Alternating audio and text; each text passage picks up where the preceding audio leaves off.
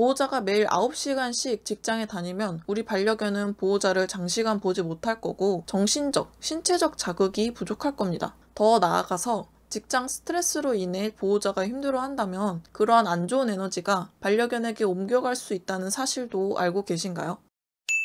여러분, 직장인이신가요? 직장인이시라면 보통 평일 9시간씩 직장에 다니다 보니 평일엔 거의 시간이 없고 주말에는 그동안 소모했던 에너지를 채우느라 늦게까지 침대에 누워 있으신 분들 많을 거라고 생각합니다. 하지만 이런 삶이 강아지가 우울증에 걸릴 수 있는 최적의 환경이 될 수 있다는 사실 알고 계신가요? 영국의 한 단체의 연구에 따르면 4마리 중 거의 3마리가 이런 우울증 증상을 보일 수 있다고 합니다. 그럼 강아지가 우울증에 걸린다면 어떤 행동을 할까요? 만약 강아지가 그러한 행동을 보인다면 보호자로서 우리는 어떻게 해야 할까요? 오늘은 강아지가 우울할 때 보이는 행동 5가지를 준비했는데요. 영국 동물보호단체인 PDSA의 연구를 통해 파악된 강아지의 우울증의 대표적인 증상들을 소개해 드리려고 합니다. 특히 직장에 다니시는 분들이라면 이제 소개해 드릴 증상들이 나의 반려견에게 보이지 않는지 꼭 확인해 주셔야 해요. 직장인들은 불가피하게 강아지와 주기적으로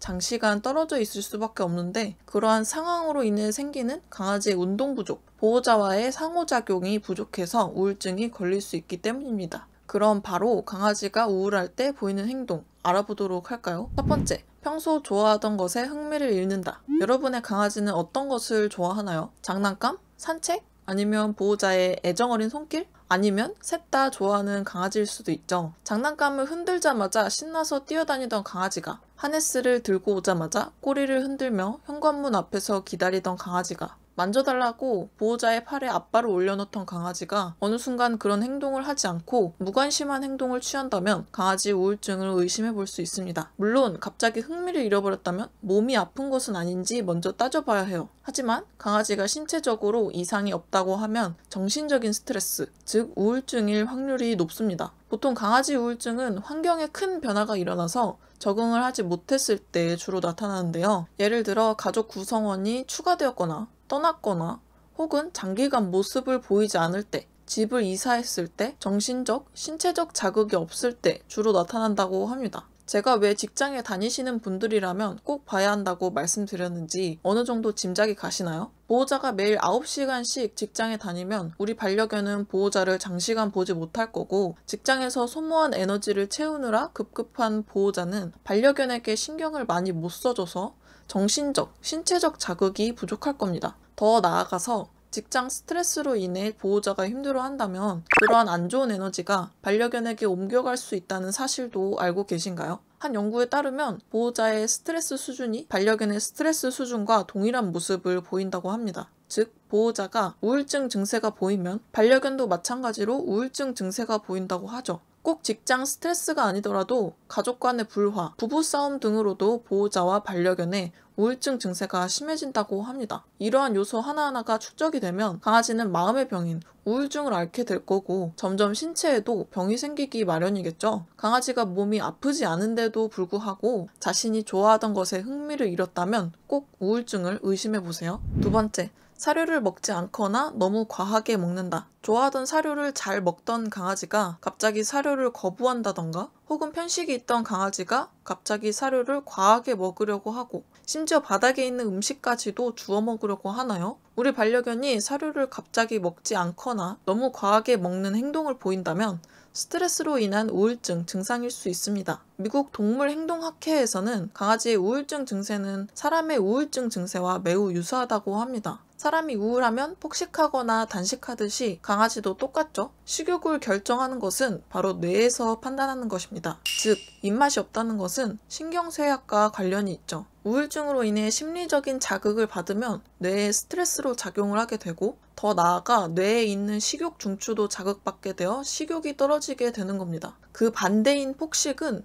정신적, 신체적 자극이 없을 때 폭식을 하면서 얻은 과한 포만감으로 이런 자극을 채우는 것이죠. 이런 안 좋은 행동을 끊어버리려면 방법은 간단합니다. 바로 건강하게 정신적, 신체적 자극을 주는 방법을 선택하면 됩니다. 바깥으로 나가서 산책을 하거나 장난감을 가지고 놀거나 보호자와 함께 운동을 한다면 건강하게 스트레스를 해소시켜줄 수 있겠죠. 세 번째, 너무 오래 자거나 잠을 안 잔다. 강아지가 하루 종일 잠만 자거나 새벽에 잠을 못 자서 자꾸 보호자를 괴롭히나요? 너무 과한 수면이나 불면증은 강아지가 스트레스를 받았을 때 나타나는 증상 중 하나입니다. 미국 캔넬 클럽에서는 강아지는 하루의 절반은 수면을 하는 데 시간을 쓰고 30%는 깨어 있으면서 휴식을 취하는 상태, 남은 20%는 활동적인 시간을 가져야 한다고 합니다. 즉, 약 5시간 정도는 활동적인 시간을 가져야 한다는 거죠. 견종마다 소비해야 하는 에너지가 다르듯이 모든 강아지가 꼭 5시간을 뛰어놀아야 한다는 것은 아닙니다. 하지만 대한민국에서 강아지의 활동 시간을